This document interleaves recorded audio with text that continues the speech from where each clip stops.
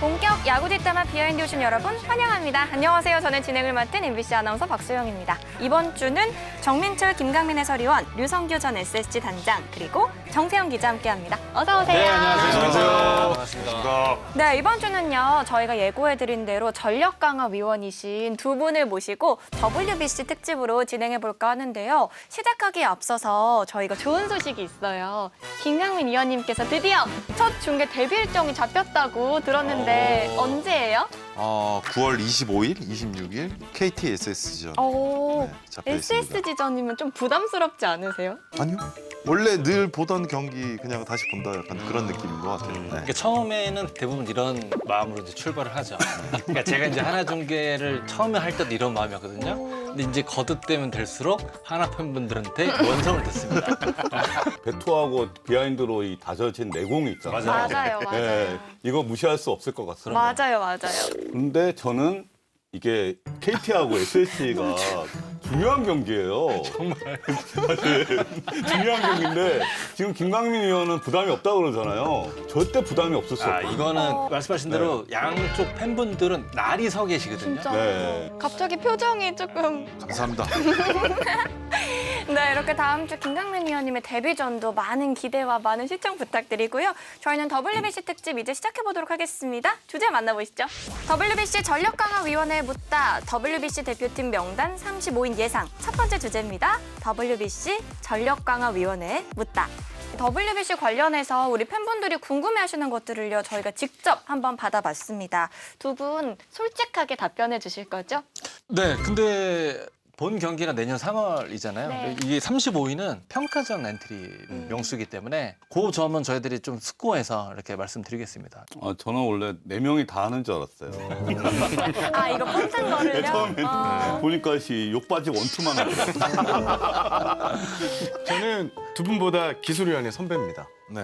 그렇죠. 네, 제가 그 경험을 바탕으로 면밀하게 좀 또 지켜보겠습니다. 든든하네요. 전력강화위원회가 하는 일이 궁금하다. 이런 댓글이 있었거든요. 대상자 선수들 처음에 이제 90명부터 시작해서 이제 60명 뽑고 그러면서 필터링을 거쳐서 35명 뽑고 평가전을 치르면 내년에 어쨌든 30명을 뽑아서 갈 텐데 심화 기록부터 전체 기록을 다 살핍니다. 네. 제가 어디서 듣기로는 되게 아날로그 스타일로 벽에다가 이름을 쭉 써놓고 한다고. 그렇죠. 이제 수기로 쓰진 않고 이제 띄워놓고 저희들이 이제 대상자들 상대로 이게 첨예하게 얘기를 하죠.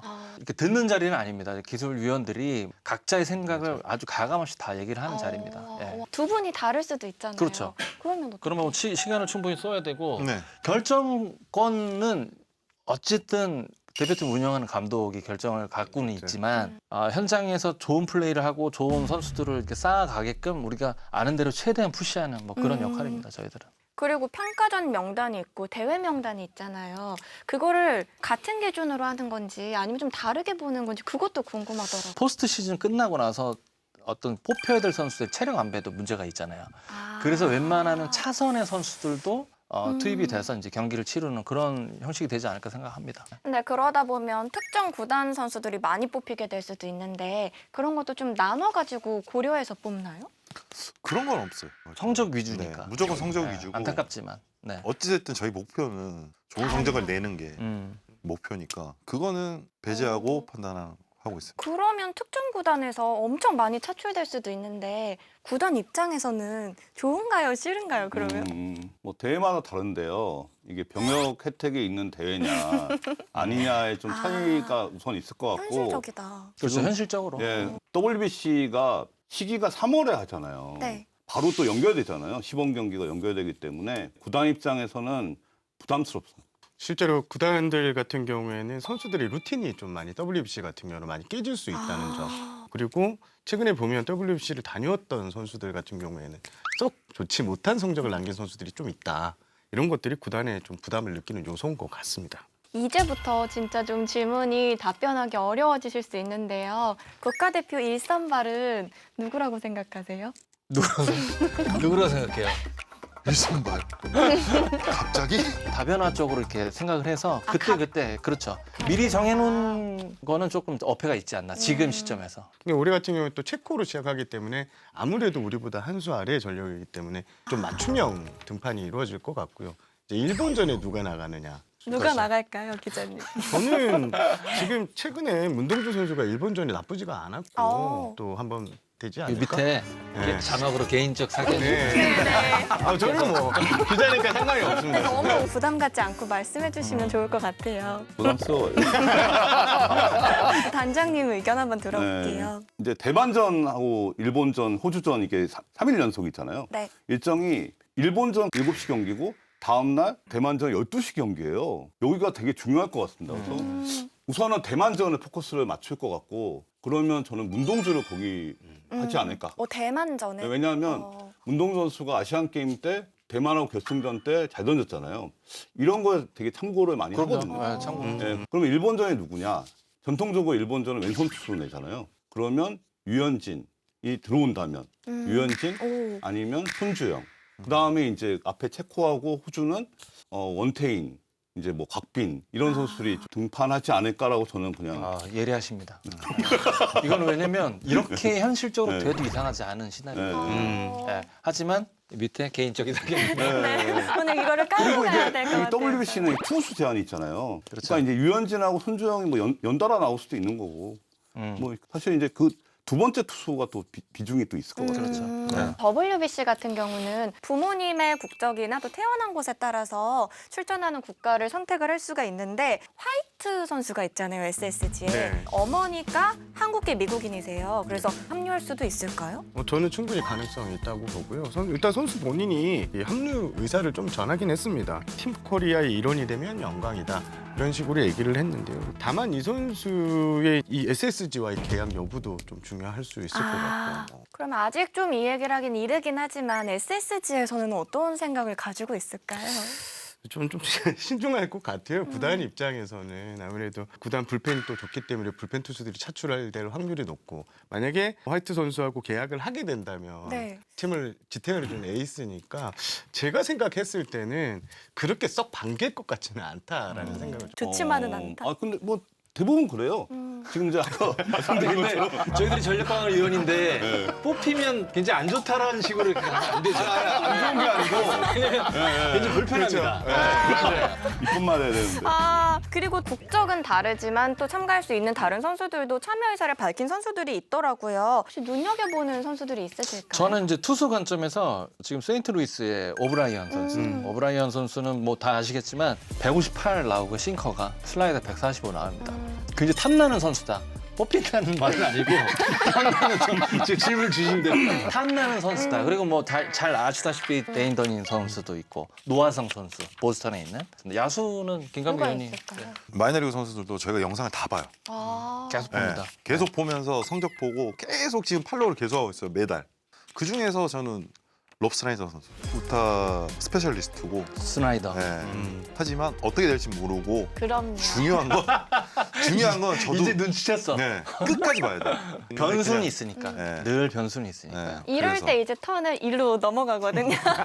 단장님도 좀 눈에 띄는 선수 있으셨나요? 지금 대한민국 대표팀이 그 우타가 좀 부족해요. 그쵸. 특히 우타 외야수가 부족하죠. 부족한 상황인데 지금 이제 한국계 선수들이 우타가 많더라고요. 롭 스나이더 네. 그 선수도 그렇고 저마이 존스 이 선수도 우타자고. 근데 아쉬운 건 사실 지금 이제 세인트루이스의 탑 유망주인 이제 JJ 웨더홀트라는 선수가 있어요. 이 선수가 이제 조부모가 이제 한국계, 어. 할머니가 한국계인데 가능할까 싶어서 최근에 이제 KBO한테도 물어봤어요. 안 된다고 하더라고. 부모까지만. 네, 부모까지만. 단장님 얘기해 주신 저마이 존스 네. 이 선수가 좀 눈길을 끄는 게 이 선수는 좀 간절한 것 같더라고요. 이 멘트 자체가 보면 한국에서 뛸 수 있으면 인생에서 가장 중요한 순간이 될 것이다 이런 얘기를 했고 또 이 선수 같은 경우에는 좀 보니까 이게 좀 전임맨 출신이긴 합니다. 그렇죠. 볼티모어, 다저스, 미러키, 양키스 이렇게 많은 팀을 다녔는데 일단 우타 외야수라는 강점이 분명히 도움될 수 있는 자원이 될 수 있겠다라는 생각을 해봤습니다. 지금까지 국가대표에서 성적은 좋았지만 올 시즌 성적이 약간 그거에 못 미친다면 선발에서 제외될 수도 있을까요, 선수들이? 단언하기는 어렵지만 국제대회는요 사실 모든 감독들이 특성이 구위를 보고 선임을 하는 경우가 꽤 많아요. 근데 퍼포먼스적으로 현저히 뭔가 운동 능력이 떨어졌다 그러면 아무리 국제대회 경험이 많더라도 뽑기가 좀 어렵죠. 그러면 타자 같은 경우는 국가대표 경험이랑 올해 성적 중에 그게 좀 다른 경우에는 어떻게 해요? 첫 번째는 올해 성적이 역시. 가장 이제 중요한데 야수진 같은 경우에는 경험도 무시를 못할 것 같아서 특히 이제 국가대항전이나 단기전 같은 경우에는 야수진에서 사실 분위기를 끌어간다고 보면 돼요.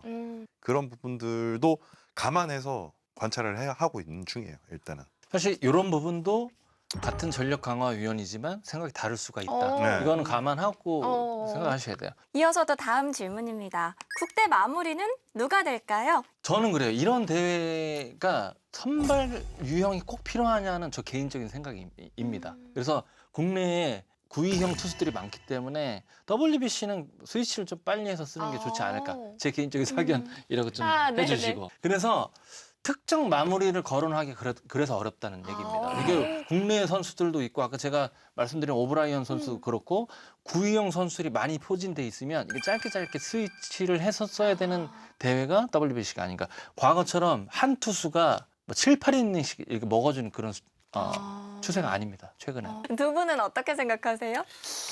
저는 만약에 국대 마무리만 딱 선택하면 지금 폼에서는 조병현 선수 지금 리그에서 가장 안정적인 마무리 투수라고 볼 수 있고요. 이 수직 무브먼트 원래 공이 이제 중력에 의해서 떨어져야 되는데 이게 떨어지지 않고 올라간 수치를 찍는 게 이제 수직 무브먼트인데 이게 60cm 이상입니다. 리그에서 압도적이거든요. 이런 게 아마 국제 대회에서도 저는 통할 수 있는 능력이라고 이렇게 보여집니다.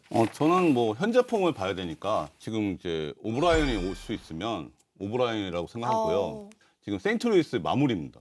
최근에 이제 마무리로 자리를 잡고 있는데 가장 좋은 구위를 갖고 있기 때문에 이 선수가 오면은 현장에서 마무리를 딱 세팅을 하고 그 앞에 이제 조병현을 쓰지 않을까 이렇게 생각을 하고 그렇죠. 안 온다면 그러면 조병현일 것 같긴 한데 이제 우려되는 거는 이제 국가대표 경력이 프리미어 12가 처음이잖아요.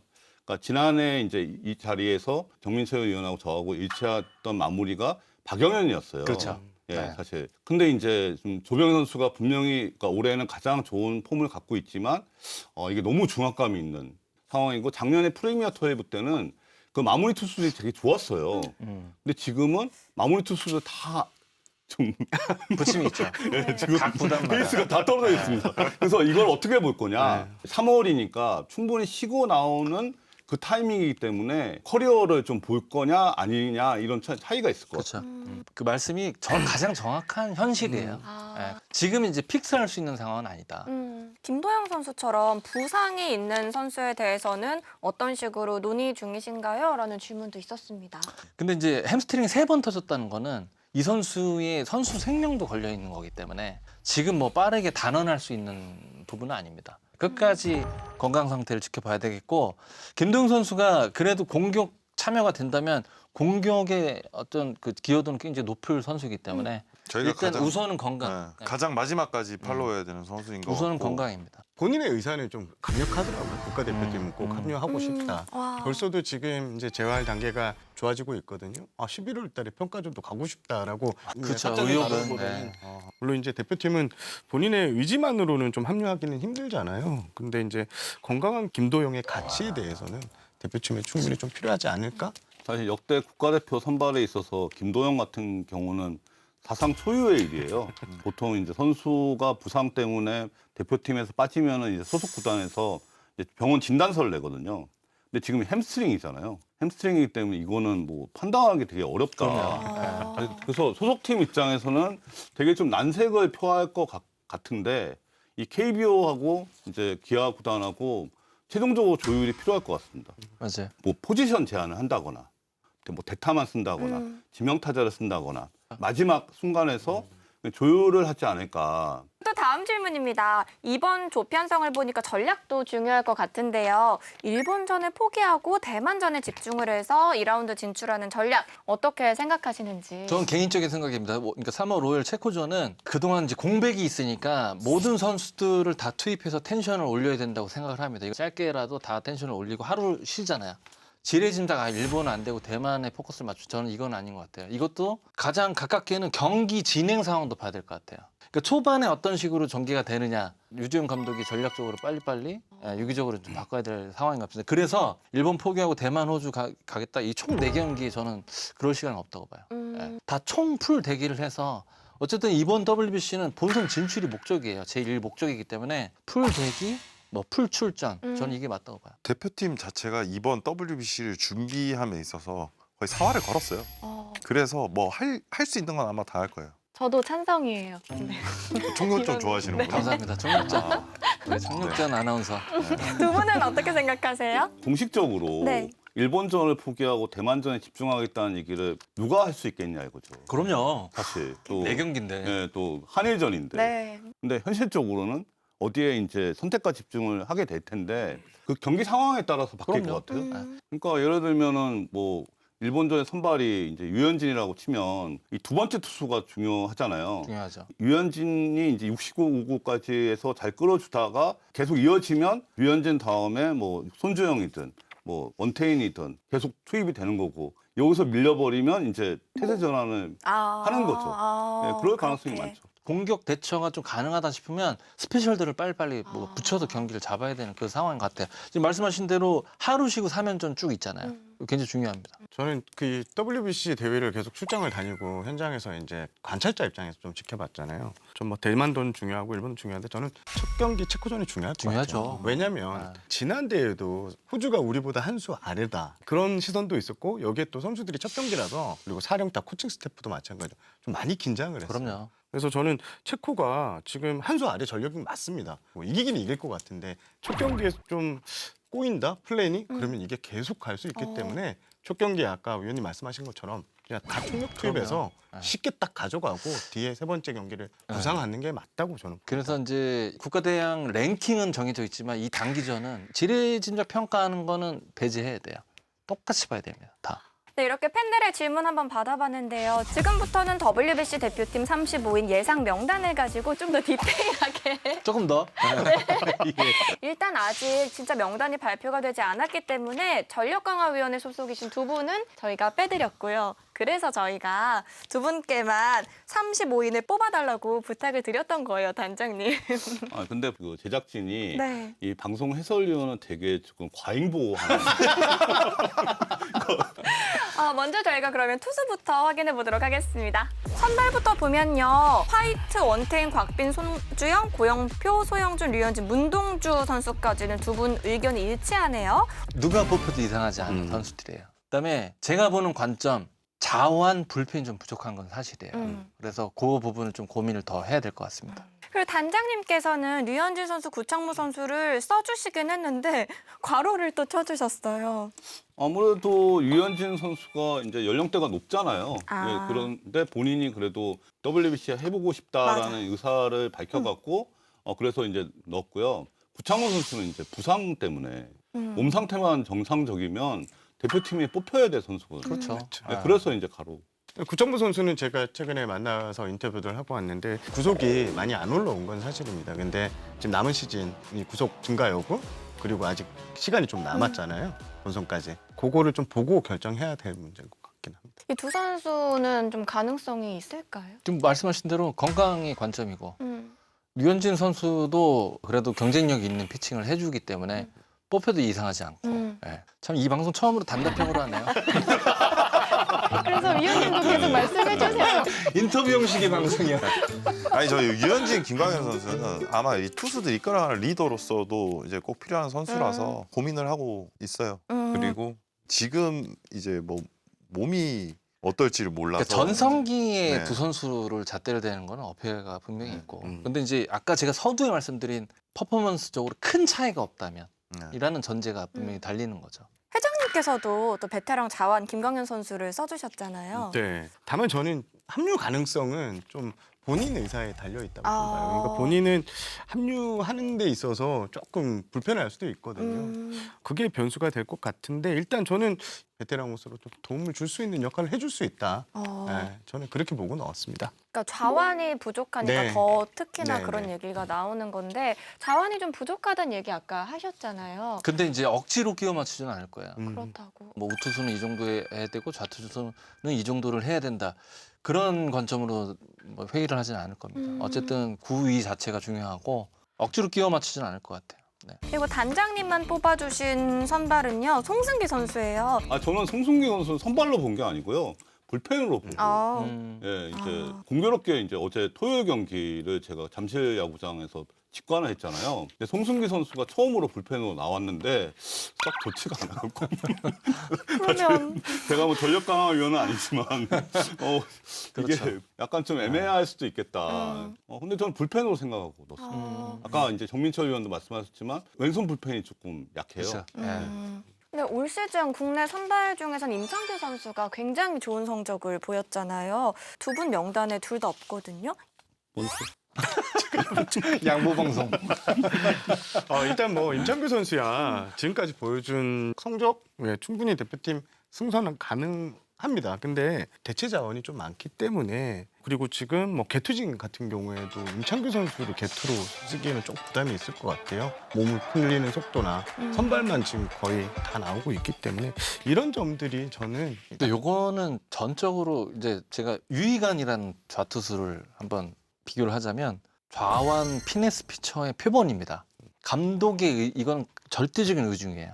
피네스 피처를 국제대회에서도 난 쓰겠다. 그러면 당연히 가게 되는 거죠. 성적으로 보면 임창규는 뽑혀도 이상하지 않습니다. 근데 이거는 어디까지나 국제대회를 관장하는 감독의 성향이 많이 반영이 되는 대체적으로 구위형 선수들을 많이 선호합니다. 저는 뺀 이유, 원래는 넣었었어요.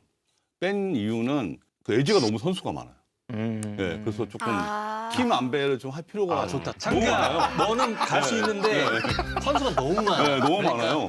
창규야 양보를 네. 하자. 저랑 사우나 때 그래서 뺐어요.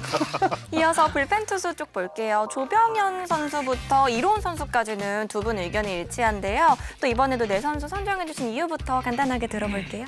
네 명의 투수들이 다 9위로 압도할 수 있는 유형의 투수들이고요. 100마일에까지는 던지지는 못하지만 볼끝의 움직임이 좋은 투수입니다. 이들 선수들의 성적을 좀 봤는데 외국인 타자들하고 뭐 단적인 비교인데요. 성적이 그렇게 나쁘지가 않았습니다. 예, 그런 점들도 이제 저는 고려해서 이 네 명을 좀 선택을 했습니다.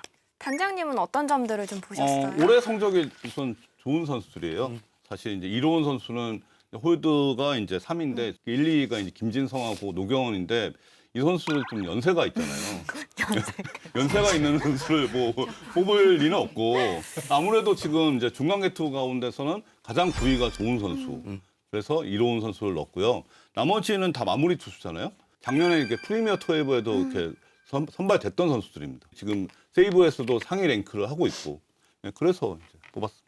위원님들 보시기에도 그런가요? 이견은 없어요. 크게 이견은 없는데 이 대상자들 중에서도 약간의 변수는 존재하겠다. 이렇게만 말씀드리겠습니다. 국제대회 경험이 없는 선수도 있잖아요. 이로운 선수 같은 경우에는 이런 점도 또 고려를 하시죠. 워낙 퍼포먼스가 좋으면 뭐 경험이 있든 없든 뭐 상관은 없을 것 같은데 이제 쓰는 성향에 따라서 조금은 다를 것 같아요. 그러니까 30명 기준으로 보면 네. 투수가 14명, 15명이니까 그 풀을 생각을 해야 되겠죠. 그러니까 예를 들어서 같은 선상이면 당연히 같은 퍼포먼스면 국제대회 경험 이게 우선순위가 되겠죠. 당연히. 이제 그 뒤부터 또 두 분 의견이 갈리거든요. 먼저 기자님께서 선택해주신 선수들은요. 김영우, 배찬승, 또 애틀랜타에서 뛰고 있는 아까 데인 더닝 선수. 일단 김영우 선수, 배창수 선수는 올해 신인입니다. 네. 올해 신인인데 던진 횟수, 지금 보여주고 있는 모습들은 기존에 있는 불펜 투수들을 비교해도 전혀 떨어지지 않는 성적을 그리고 뭐 이 선수들 같은 경우에는 지금 이 성장이 그냥 막 폭발력 부스터처럼 팡팡팡 튀고 올라가요. 이런 선수들이 국대 경험치를 먹고 오면 더 큰 이 로켓 같이 추진할 수 있을 것 같아서 그런 의미에서 좀 뽑았습니다. 예. 그리고 저희가 지금 LA 올림픽도 남아 있고 고려하면 이런 선수들에게 기회를 주는 게 낫지 않을까 하는 생각에서 넣었습니다. 이 데인 더닝 선수 같은 경우는요. 어머니께서 한국인이신데 왼팔에 같은 피라고 한국말로 이 문신을 새길 정도로 한국에 대한 애정이 있는 그런 선수더라고요. 제가 조 위원장님한테 뭐 얘기 듣기로는 이렇게 가서 만나봤을 때 네. 적극적인 선수 중에 한 명이었다고. 이 선수 같은 경우에는요. 이 선발 등판을 빅리그에서 26번이었고 최근에는 이제 조금씩 좀 이적도 했었고 그런데 이 선수의 그 어머니에 대한 효도가 생각 이상이더라고요. 그러니까 확실한 동기부여가 있어요. 내가 태극마크가 달린 유니폼을 입고 어머니에게 효도를 하고 싶다. 진짜 가면 내가 혼신의 힘을 다해서 다 던질 것이다.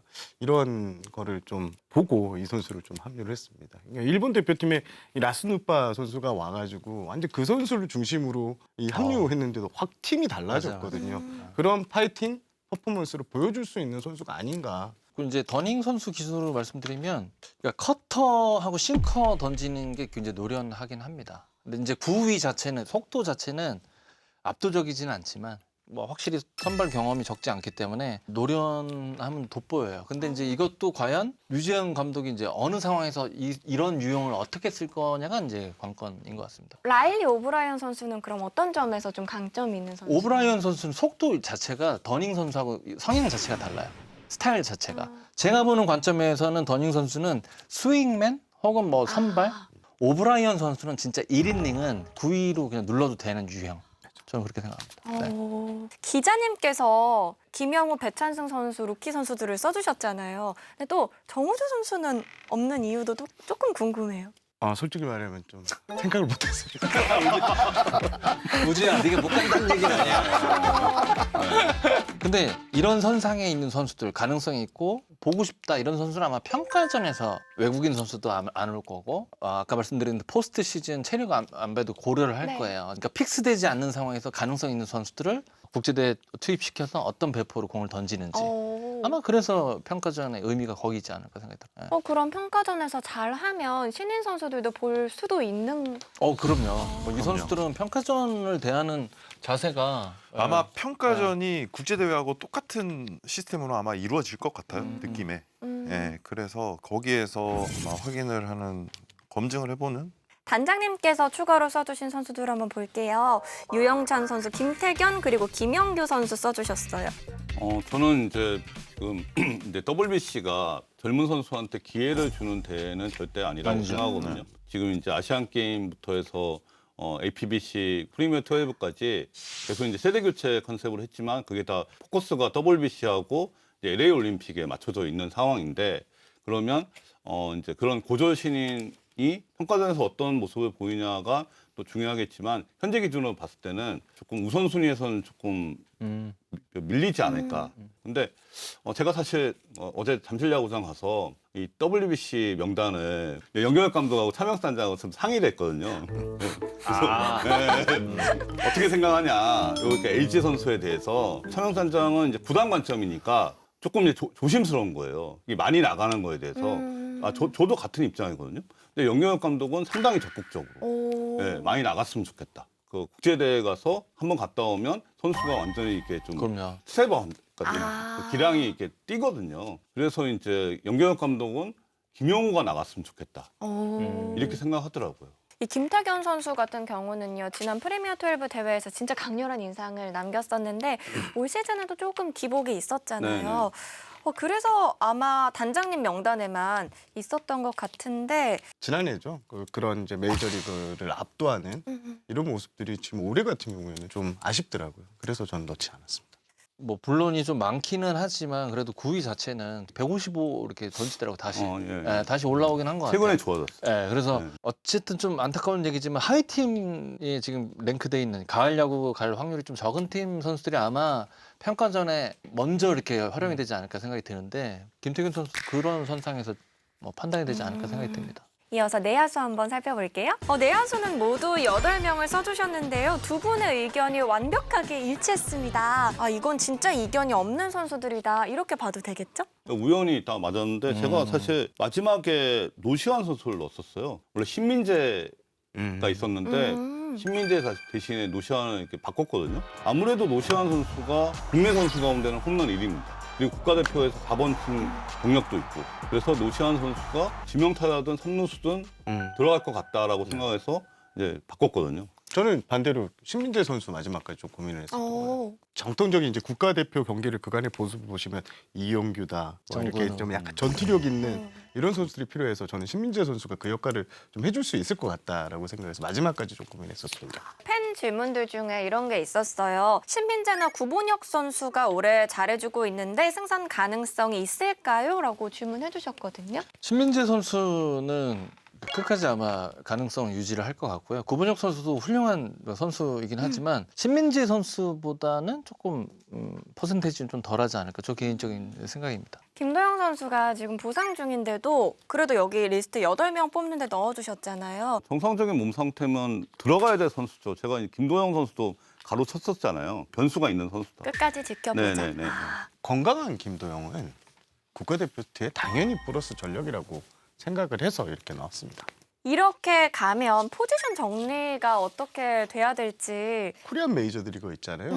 여기가 이제 아마 중심이 돼서 만약에 좀 바뀐다고 치면 저는 뭐 노시안 3루, 유격수, 김하성, 이루수 김혜성, 문보경 선수가 1루를 좀 가고 이런 틀로 좀 가지 않을까? 저는 3루가 이제 송성문하고 노시안하고 상대 투수에 따라서 좌우 타자니까 유동성 있게 할 것 같고 김도영은 조금 이제 대타나 지명 타자로 그렇게 수비 차면 어려울 것 같아요. 예, 그러니까 이 김하성 선수 같은 선수도 너무 잘하는 선수지만 올 시즌에 좀 이제 부상 때문에 출전을 많이 못했었잖아요. 그래도 승선 가능성이 높다고 봐야 될까요? 지금 팀 옹교선은 그래도 뭐 비교적 건강하게 지금 뛰고 있고 조금 애매하긴 하죠. 하지만 김하성의 국제대회 경험이라든지 퍼포먼스는 뭐 어떤 감독이든 굉장히 매력적으로 생각할 거라고 생각합니다. 근데 사실 이제 김하성이 올해 이제 부상 경력들이 있잖아요. 아틀란타가 될지 다른 팀을 이적할지 모르겠지만 그 소속팀에서 어떤 이게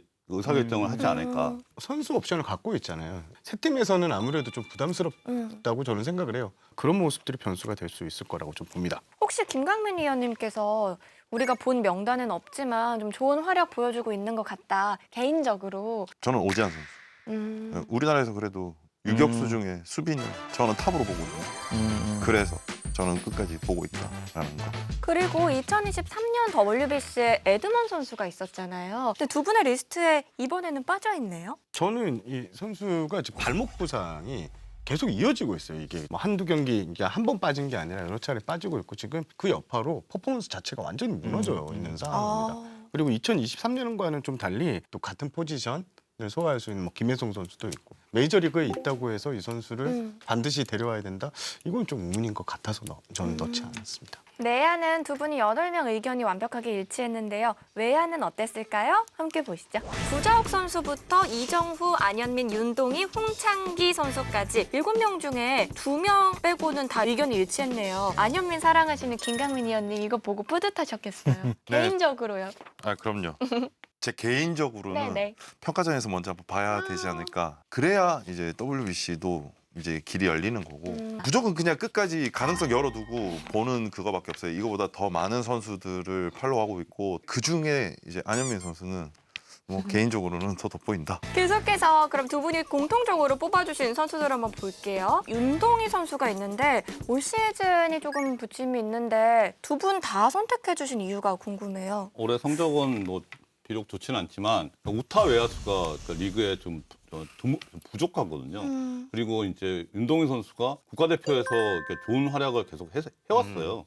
이제 그런 걸 반영했습니다. 전 롯데 선수가 너무 없어서 그래서 이 선택을 하다 보니까 그런 것까지 생각을 하시는구나. 그러니까 롯데 이제 전 포진 보니까 롯데 선수가 거의 없는 거예요. 한 명 정도는 선발을 할 수 있을겠다. 팀 안배는 없습니다. 저는 잘하는 선수, 네. 잘할 선수 이제 가서 이제 어떻게 할 것이라는 어느 정도 예상을 하고 뽑는 거지. 이번 대회의 특성상 잘하는 선수가 나가야 되는. 홍창기 선수도 두 분 리스트에 다 들어있긴 한데 단장님 괄호를 네. 쳐주셨네요. 다리 쪽에 부상이 있었기 때문에 네네. 이제 앞으로 좀 지켜봐야 될 네. 부분이 네. 있다라고 좀 재활이 되게 좀 빨리 순조롭게 된 거잖아요. 네. 잘 되고 근데 있어요. 확인을 해봐야 될 네. 필요가 있지 않을까. 맞아요. 생각보다 굉장히 빨리 들어왔고 네. LG 트윈스는 가을 야구를 가니까 네. 가을 야구 때 퍼포먼스를 또 중요하게 참고를 해야 되지 않을까 생각이 듭니다. 남은 두 자리가 의견이 갈렸는데요. 먼저 기자님께서는 문현빈 선수 그리고 보스턴에서 뛰고 있는 랩 스나이더 선수를 뽑아주셨어요.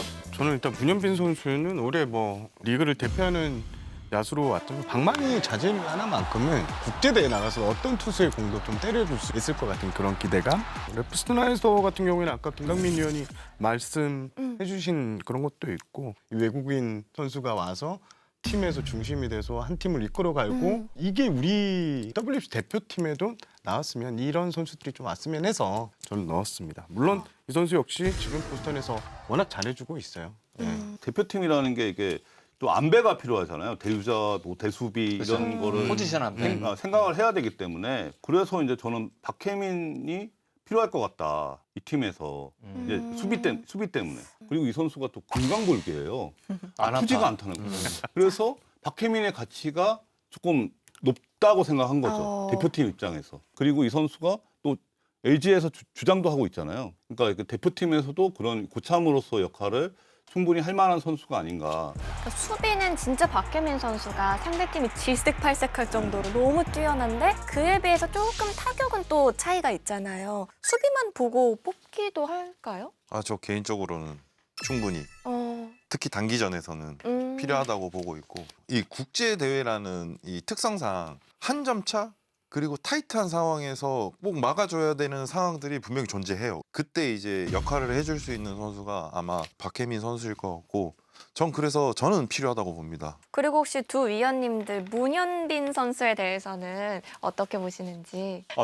좋죠. 문현빈 선수. 근데 결국 그 로스터가 한정돼 있기 때문에 공격치는 기본 툴로 보고 여기에서 이제 누가 이제 수비 능력이 어떤 선수가 좋냐 뭐 그렇게.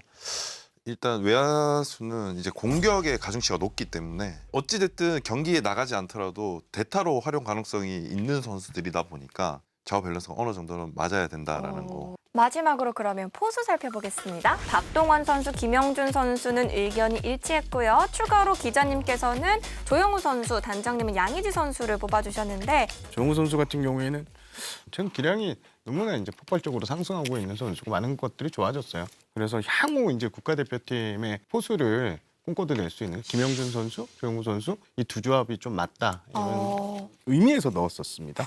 김강민 위원님, 조영우 선수 어떻게 보세요?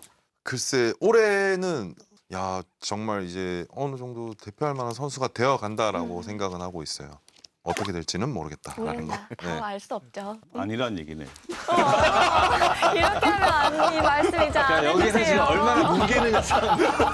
제가 의역했어요. 아니 저 방송 독특한 오늘 독특한 방송인 것 같습니다. 단장님은 양의지 선수 가로쳐 주셨는데 근데 그냥 일반적인 생각을 할 때는 박동원하고 이제 김영준이 가능성이 높아요. 그 다음에 한 명을 더 한다면 경험 있는 포수를 넣을 거라고 생각하거든요. 그러면 이제 양의지. 사실 이제 2023년 WBC 끝나고 3명의 선수가 국가대표 은퇴를 선언했습니다. 근데 그 중에 양의지가 있어요. 근데 지금 사실 양의지가 지금 타격 1위잖아요. 유현진 선수가 들어오면 대표팀에 양의지를 설득할 것 같아요. 이렇게 본인이 국가대표 은퇴 의사를 밝혔어도 연락을 해서 설득을 하기도 하나요? 일단 본인 생각이 좀 우선시 돼야 되는 건 맞아요. 의사타진이 여러 사례들이 있잖아요. 국가대표 은퇴 선언하고 다시 복귀를 해서 뭐 경기를 뛰는 사례가 왜냐하면 이건 특성상 태극마크를 단다는 것 자체가 이제 그렇게 가슴을 웅장하게 만들기 때문에 사실은 뭐 이게 번복이 돼도 이상하지 않은 게 바로 국가대표 은퇴. 뭐 유현진 선수 같은 경우에는 올 초부터 은퇴고 보고 내가 실력되는 베테랑들은 다 설득하겠다라는 그런 말을 실제로 했고요. 팬들 중에 최재훈 선수가 가면 어떨까 하는 의견들이 나왔는데 공수 모든 면에서 쓰임새가 좋죠. 근데 이제 국제대회의 특성상 김영준이 항저우 때 보여줬던 리더십과 뭐 박동원의 현재 퍼포먼스, 그다음에 아까 말씀하신 추가 옵션의 양의지 선수가 이제 2023년에 다르비슈 선수 3점 홈런 뭐 이런 국제대회 퍼포먼스라는 게 또 있잖아요. 그러니까 어떻게 작용할지도 중요한 것 같습니다. 이 어려운 코너를 저희가 무사히 다 완주를 했습니다. 축하드리고요. 독특하네요, 이 방송. 이 명단이 실제로 언제쯤 발표되나요? 평가전 35명 엔트리는 10월 초에 이제 발표가 돼야 돼요. 지금 네. 구조상 돼야 되고 회의를 통해서 이제 2월 3일 최종 엔트리를 아마 결정하게 될 겁니다. 아직 뭐 날짜 픽스는 안 됐지만 가이드라인을 보면 그때 그게 다 이루어져야 된다. 훈련 계획은 좀 어떻게 짜지고 있을까요? 큰 틀에서는 그러니까 2번의 전지 훈련이 있고 그 전에 이제 소집 일자도 이제 돼 있고 연습 기간도 충분히 잡혀져 있습니다. 저희가 예측한 이 리스트에서 또 어떤 선수들이 승선할 수 있을지 끝까지 한번 지켜보도록 하겠고요. 이번엔 짧지만 강한 B급 인터뷰 비터뷰 시간입니다. 이번 주 주인공은요. 국가대표 유격수 NC 김주원 선수입니다. 안녕 비하인드. 아직은 그런 생각하기에는 조금 실력도 그렇고 시간도 그렇고 머나먼 얘기인 것 같고 그만큼 더 동기부여가 되는 것 같아. 뭐라고 해야 되죠? 나는 항상 NC에서 끝까지 하고 싶은 마음이 있으니까 너무 큰 걱정 안 해줬으면 좋겠어. 타격 자세 전에 뒤쪽 골반에다가 손을 갖다 대면서 그 부분을 좀 접고 나서 이제 타격 준비하라고 말씀해 주셨는데 타격 밸런스도 그렇고 훨씬 좋아진 것 같아. 홈런 욕심을 버렸는데 그런데도 이제 그 전에 했던 시즌보다 훨씬 많이 홈런 개수가 늘어나서 홈런이나 뭐 장타 욕심 버리고 공을 좀 더 정확하게 맞추고 그리고 더 강한 인플레이 타구를 만들려고 노력하고 있어.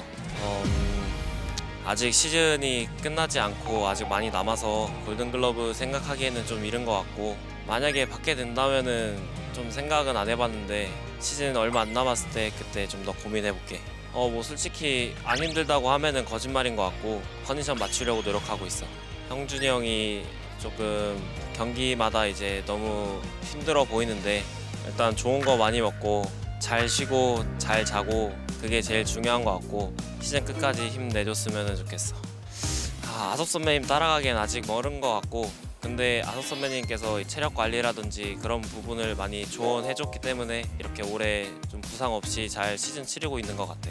경기 전에 운동 끝나고 냉탕에 들어가서 열을 좀 식히고 폼롤러로 좀 몸을 푼 다음에 그러고 집에 가는 편이야. 일탈 경기 중에 잘 안 풀렸을 때 실내에 들어가서 아무도 모르게 나 혼자 좀 화풀이 했던 거. 다른 해소법은 쉬는 날에 마음 맞는 친구나 형들이나 같이 카페 가는 게 또 다른 스트레스 해소법인 것 같아. 테토남이 되려고 하는데 카페 간다는 것 자체가 조금 애견남인 것 같고 최대한 테토남이 되려고 노력하고 있어. 얘기를 많이 하는 편이고 타석 끝나고 막 자기 타석은 이랬는데 너한테는 뭐 어떻게 왔냐 뭐 아니면은 옆에서 제 타석을 지켜봤을 때 뭐 어떻게 보였는지 그런 얘기도 해주고 장난기가 되게 많은 것 같아. 일단 뭐 두 선배들 다 조언도 많이 해주고 장난도 많이 치고 해서 뭐 크게 힘들진 않아. 별명을 만들어 주셔가지고 팬분들한테 너무 감사하고 그리고 그냥 뭐 생긴 게 감자같이 생겨가지고 그냥 뭐 납득하고 있어. 잘하든 못하든 항상 많이 응원해 주셔서 감사하고 그 추운 날씨까지 야구 길게 할 수 있도록 최선을 다하겠습니다. 고마워. 비하인드 배틀 이번 주 주제입니다. 만나보시죠. 명예의 전당 첫 헌액 대상자는? 네, 내일 한국야구 명예의 전당 착공식이 예정이 돼 있는데요. 우리 또 회장님께서 또 중책을 맡으셨다고 들었어요, 저희가. 이 명예의 전당은 메이저리그 그리고 일본 프로야구의 사례를 저희가 좀 많이 배워야 됩니다. 그래서 그쪽에서는 지금 현재 야구 기자들이 이제 투표를 하고 있고요. 저희도 이제 그런 의미에서 투표 방식이나 이런 거를 지금 논의하고 있고요. 완공은 2026년인데 첫 발표는 아마 2027년이 될 것 같아요. 그 2027년까지 어떻게 선발해서 어떻게 이렇게 저거 할 것인가 그런 거를 세부적으로 지금 논의하고 있는 단계입니다. 중책을 맡으셔서 지금 문득 드는 생각인데 제가 회장님하고 방송할 때 누가 된 게 없는지 한번 들어볼게요. 욕심이 좀 있으실까요? 그런 개념이 아니라 어떤 방식으로 좀 투표가 이루어지나요? 일단 뭐 은퇴한 지 5년 이상의 경관 선수가 선정위원회가 또 따로 있습니다. 여기에서 이제 추천을 받아서 최종 명단이 확정이 되면 후보에 오르고요. 그러면 이제 투표인단이 정해져서 4분의 3 이상 찬성일 경우에 통과가 되고, 근데 5%의 지지율을 받으면 최대 10년까지 현행 메이저리그 명예전당 투표하고 비슷한 방식으로 이루어질 가능성이 상당히 높습니다. 인원은 어느 정도? KBO 리그가 40년이 훌쩍 넘었잖아요. 44년? 앞에 이제 은퇴하시는 분들 또 기라성 같은 분들이 너무 많아서 첫해 인원에 뭐 제한을 둘지 아니면 야구의 상징적인 숫자가 9명이잖아요. 첫해에는 또 9명을 또 오. 선발을 할지 고민을 좀 하고 있는 상황입니다. 대전에 동상이 있으신 위원님은 미리 이거 소감문 같은 거 발... 아, 다시 말씀드리지만 제가 이제 회장님과 방송할 때 조금 태도가 어긋난 게 없나 이걸 이제 되돌아보게 되는 것 같아요. 근데 또 이제 감독이나 심판도 대상자가 된다면 또 단장도 대상자가 되진 않나요, 혹시? 그렇습니다. 지금 이제 이 선수 외에 네. 이 감독, 행정가, 야구의 발전에 기여한 자. 제가 봤을 때는 단장님 같은 경우에는 한 구단 색깔이 좀 강하잖아요. 어떤 또 다른 구단에서 오퍼가 와서 거의 단장직을 수행하면서 우승을 한다. 한 단장이 2개 구단에서 우승한 이 케이스가 거의 없는 걸로 알고 있는데 와이어도 그렇게 와이어도 되면 없습니다. 예, 오. 그렇죠. 올라갈 수 있지 않을까? 뭐 축하드립니다. 예. 회장님 축하드립니다 미리. 단장님 어떻게 전혀 생각하세요? 아니고요. 만약에 단장이 대상이 된다면 부산의 김태룡 단장님이 되겠죠. 그분이 한 업적도 많기 때문에 오래 하셨고. 근데 이제 이 부분은 뭐 단장보다는 아무래도 감독의 포커스가 좀 많이 맞춰질 것 같아요. 기자는요? 기자는 논의가 전혀 되지 않고 있습니다. 축하드립니다. 아닙니다. 그러니까 이제 명예전당이 세워지면 매년 대상자를 발표를 하겠지만 첫 헌액 대상자는 정말 특별할 것 같은데요. 네 분이 생각하시는 첫 번째 주인공들은 누구일까요? 함께 만나보시죠. 선동열 선수와 최동원 선수가 만장일치를 받았습니다. 프로스포츠에서 이야기가 굉장히 중요해요. 근데 이 선동열, 최동원 선배님들의 이 더비는 프로야구가 존재하는 한 지속해서 회자가 될 겁니다. 이게 1987년 5월 16일 부산 사직 연장 15회 완투대결 2대2 무승부. 한국 야구계 현재 뛰고 있고 또 야구를 또 해야 될 선수들에게도 여전히 영감을 주는 아주 위대한 선수들이기 때문에 이 두 선수들은 뺄 수가 없습니다. 생생히 기억이 나죠. 저는. 음. 근데 저는 기준을 이렇게 잡은 게요. 처음에 대상자는 상징성이 분명히 있을 것이다. 그럼요. 그래서 네. 1980년대 프로야구 초창기 때 최고 투수 그리고 영구 결번 이게 두 분이 딱 나온 거죠. 그런 차원에서. 네, 최동원 선수 같은 경우 특별헌액 대상자가 되는 걸까요? 아마 최동원 선수 같은 경우에는 MVP라는 이런 상징성 그런 요건들을 또 넣지 않을까 싶어요. 그렇게 되면 충분히 들어갈 수 있을 것 같습니다. 또 이 두 분은 위원님께 또 특별히 진짜 우상 같은 그럼요. 존재이실 텐데. 아까 회장님 말씀하신 대로 최동원 선배님은 그 한국 시리즈에서 5경기 4승 1패. 그러니까 한 선수가 경기를 지배할 수 있다라는 걸 보여주셨잖아요. 네, 그런 선수가 되고 싶었고. 다만 이제 선동열 선배님은 자기 후계자는 정민철이다라고 한번 말씀을 하셨어요. 근데 그런 얘기를 듣고 어떻게 힘을 안 냅니까? 그리고 1995년 슈퍼게임 당시인데 연습하는 과정에서 홈플레이트 옆에 의자를 갖고 앉으셨어요. 근데 내가 투구를 일구 제가 할 때마다 코칭을 해주셨어요. 실제로. 근데 그 레파토리가 제가 현역하는데 끝까지 자양분이 됐거든요. 굉장히 닮고 싶은 두 선배님입니다. 프로야구가 이제 44년째잖아요. 근데 역대를 놓고 보면 이 커브의 구정 가치가 1, 2가 최동원, 정민철 아닐까요? 아우. 회장님 이런 거 네. 참고 좀 해주세요. 이미 적고 있었습니다. 저거 빨간색이라서 지금 이런 거. 근데 그 현대에는 단장님 스위퍼 유행하잖아요. 네. 제가 봤을 때 원드 스위퍼는 선동열 네. 슬라이더예요. 홈플레이트가 맞아요. 너비가 43cm인데 이걸 다 쓸고 나가요.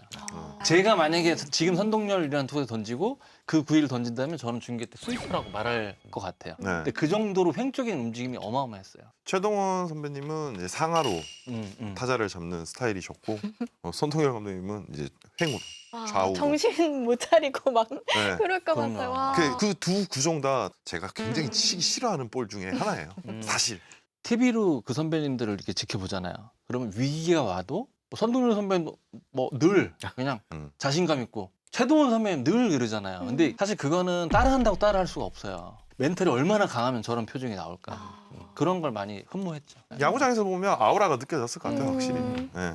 이어서 보면요. 세 표를 받으신 분들이 이종범, 이승엽 선수인데요. 야구는 이종범, 타격은 이승엽이라고 할 정도로 특히 이제 제가 이제 막 선수로 활동할 때 네. 굉장히 활약하신 두 분이라서 가감 없이 생각을 했죠. 그냥. 저는 이승엽 전 감독 같은 경우에는 아마도 이제 투표인단이 뭐 10년 차 이상으로 정해지게 되면 보고 느낀 게 있으니까 그래서 아마 가장 많은 표가 가지 않을까라는 생각을 좀 해봤고 이종범 전 코치 같은 경우에도 마찬가지죠. 이 두 분을 우리 대한민국 프로야구에서 타격을 얘기할 때 네. 빼놓을 수 없는 분이기 때문에 아마 이쪽으로 좀 투표가 많이 가지 않을까 이런 생각을 해봤습니다. 정민철 의원님은 또 투수 입장에서 네. 두 타자를 선수 때를 생각해 보면 이승엽 선수는 홈런을 많이 치지만 힘에 의존하지 않았어요. 이 힘의 전달을 굉장히 부드럽게 잘했습니다. 이종범 선수는 몸쪽 반응이 굉장히 빨랐어요. 턱이 이렇게 나와서 또 몸쪽 공간이 잘 안 보이고. 근데 주력이 좋으니까 이 사람이 나가면 일이 벌어진다는 걸 아니까 접근하기 좀 어려운 거예요. 그러니까 완전히 두 선수는 위협적이었습니다. 그 다음에 많은 표가 2표인데요. 2표를 받으신 분이 이만수 선수 단장님과 회장님께서 뽑아주셨어요. 사실 이승엽 감독이 등장하기 전에 대한민국의 홈런에 어휴. 떠오르는 인물이 이만수 전 감독님이었던 것 같아요. 그 1980년대, 90년대 KBO 리그의 단연 핫 아이콘이라고 해야 되냐? 위원님께서 상대해 보셨을 때 이 사람이 왜 레전드인지 이거를 좀 느끼셨을 것 같은데. 사실 슈퍼스타지만 그라운드에서 파이팅을 제일 많이 외치셨던 기억이 납니다. 그다음에 포수는 수비만 잘한다라는 인식을 바꿔준 선수가 유일합니다. 이만수 선배님이. 괴물처럼 친다는 포수, 공격형 포수라는 상징적 의미를 지닌 그런 선수라고 생각합니다. 하지만 마지막 남은 한 자리는 장효조 선수를 뽑아주신.